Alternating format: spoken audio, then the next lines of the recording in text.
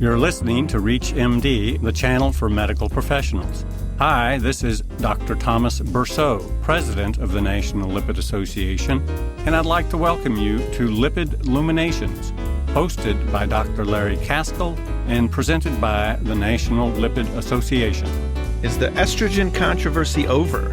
The Women's Health Initiative hormone trials have been widely interpreted as demonstrating that combined menopausal hormone therapy fails to protect against and may increase cardiovascular disease in menopausal women. A critical evaluation of the KEEPS trial, however, suggests that the relationship between estrogen and coronary artery disease is unsettled. Welcome to Lipid Luminations. I'm your host, Dr. Larry Kaskel. Joining me today is Dr. Eliot Brinton, Director of the Metabolism Section of Cardiovascular Genetics, an Associate Professor at the University of Utah School of Medicine, and a Fellow of the American Heart Association. And he's going to help us provide some clarification on the relationship between estrogen and coronary artery disease. Dr. Brinton, welcome back to Lipid Luminations. Thank you very much. Great to be with you. Well, the Women's Health Initiative was a pretty big randomized trial of menopausal hormone therapy, and it seemed to show quite clearly that menopausal hormone therapy is harmful. Why do you seem to take issue with that? Well, that's a good question. I guess part of my problem is that my training is in endocrinology, and what endocrinologists do for a living is we replace hormones, missing hormones. I mean, occasionally we'll try to treat a high hormone level, but most of our job is to replace hormones that are missing, and I just don't view estrogen deficiency as being such a terrific thing. I mean, the menopause has certain advantages for sure, but estrogen deficiency per se has very, very few benefits and I think a lot of harms. There's a lot of damage done to the body by estrogen deficiency. Osteoporosis, for example, crystal clear central nervous system seems to fall apart without estrogen, and atherosclerosis seems to be stimulated by the lack of estrogen. So I think that in general, hormone deficiency is a bad thing, and so my first reaction is to say, hey, let's go ahead and try to replace those hormones. Now, the other thing that's really interesting is that Women's Health Initiative, which supposedly showed just uniform harm across all groups of the population, actually there was quite a bit of benefit and net benefit relative to any possible harm in the women who started estrogen prior to age 60. And if you think about that for a minute, that's 99% of all clinical estrogen use. So the Women's Health Initiative supposedly showing us exactly what we do in clinical practice, in fact, was studying a very rare event, which is starting somebody on estrogen for the very first time in their 60s or their 70s. So, I mean, would you say that there is a universal consensus that continuing menopausal hormone therapy after a few years is necessary to preserve the health of women? Well, that's the question. And there is something of a consensus that it is harmful, actually, to continue MHT, menopausal hormone therapy, after a few years. But the consensus is really not based on anything in particular except just opinion, because the Women's Health Initiative studied the consequences of starting estrogen. Most of the women were not taking estrogen and had never taken estrogen replacement.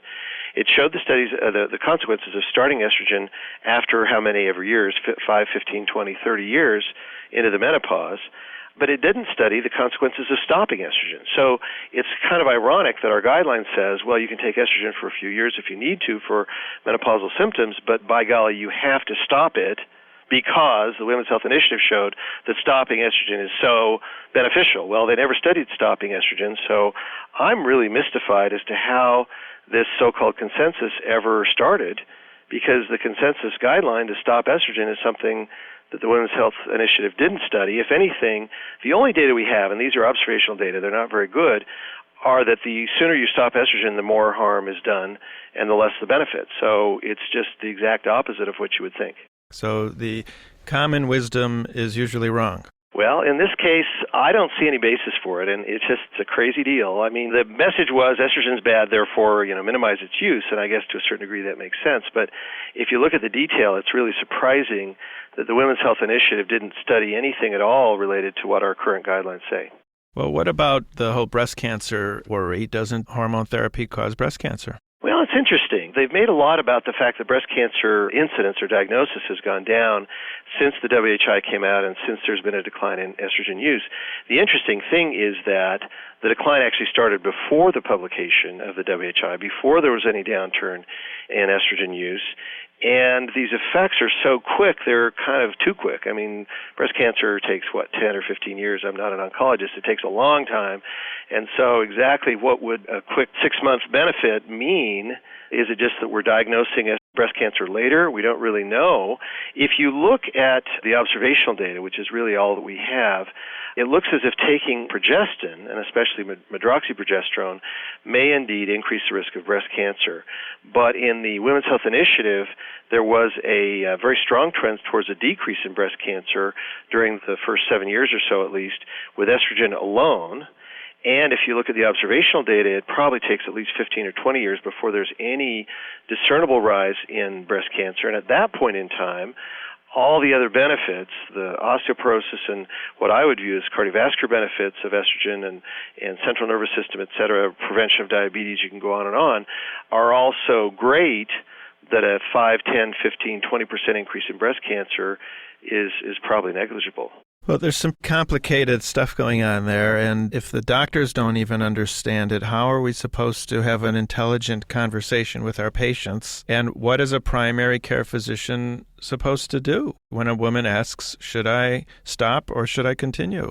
Well, what I try to do is to tell a woman what I know. And I think every perimenopausal, early menopausal woman needs to have a conversation with her provider and to talk about whether estrogen replacement makes sense or not. Certainly in the setting of moderate to severe menopausal symptoms, I think is beneficial. And very few people would argue that that's a bad idea to at least start it and treat temporarily. The question comes after you've taken it, say, for 5 years.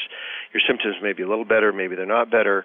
The idea is, well, now you have to stop. And at that point, I think, so first of all, I would encourage women to consider estrogen. Many of them are scared to take it even though they may need it. Secondly, once you've been on it for a few years, I would suggest that you take a long, hard look at the pros and the cons. And if you are taking estrogen plus progestin, especially medroxyprogesterone, there may ultimately be an increase in breast cancer risk, but that can be minimized by reducing the dose of estrogen, by considering stopping the progestin. If a woman is followed carefully, even if she hasn't had a hysterectomy, at say a dose of 0.3 of Premarin, the risk of uterine cancer is really very, very low, and with appropriate follow-up with endometrial ultrasound and whatnot, the risk is probably zero of developing endometrial cancer. So if a woman can be followed carefully, you may not even need the progestin.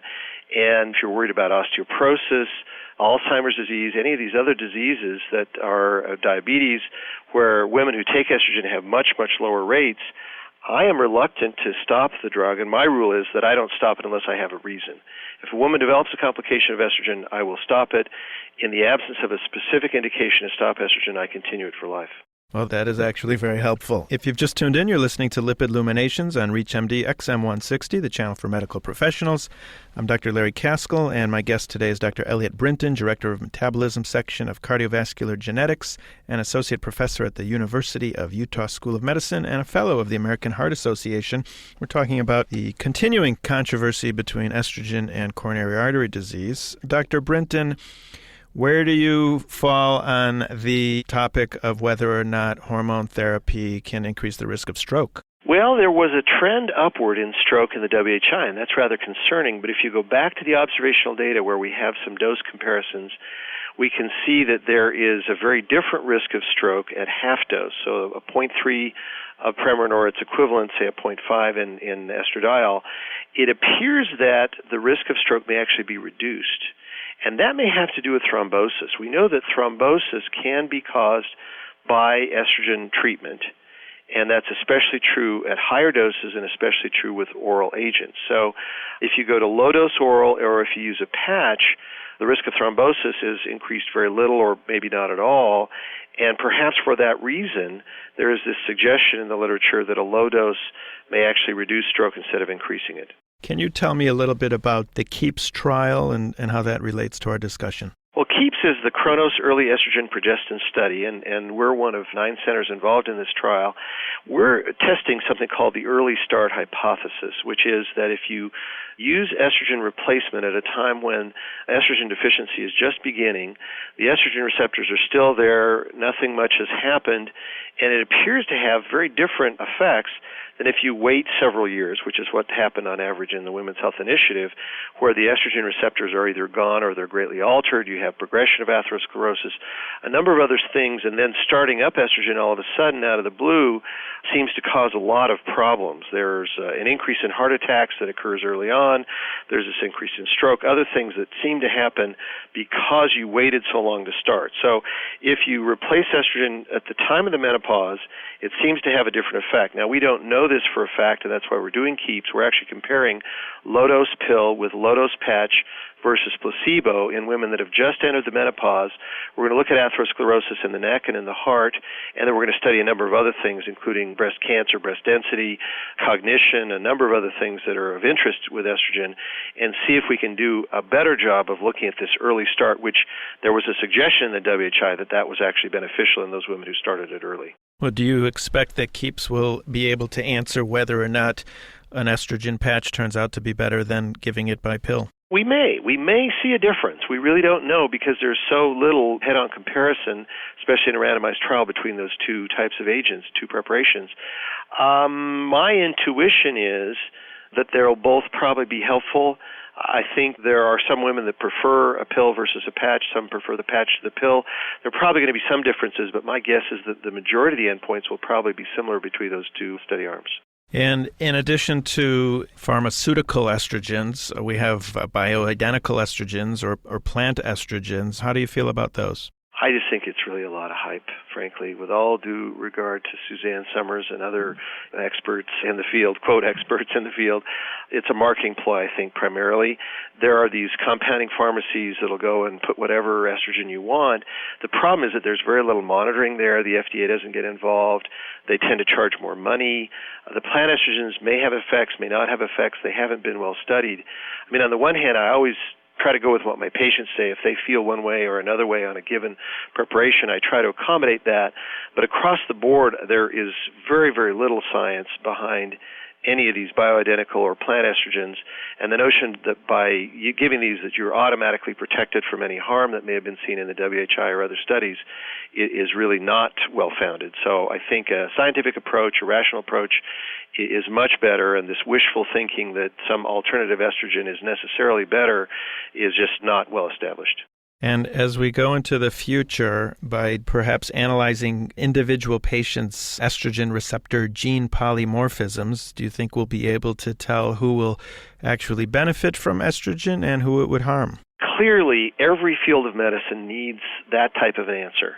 And I'm sure that there are things that we have yet to learn about the differences between women, because two women may have totally opposite responses at a number of levels to estrogen. So we are definitely in need of that type of information. The other thing we need, frankly, is for the NIH or someone else to sponsor a discontinuation study.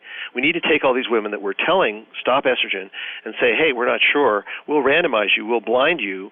We'll stop some and not stop others, and then follow for 5, 10, 15 years and see what happens. We haven't done that study yet, and that is desperately needed because we're giving advice basically without knowing what we're doing. Dr. Brinton, how do you feel about screening for coronary artery disease at the period of menopause? Well, I think every woman at the time of menopause needs several different screenings. One of them would be the assessment of risk for cardiovascular disease.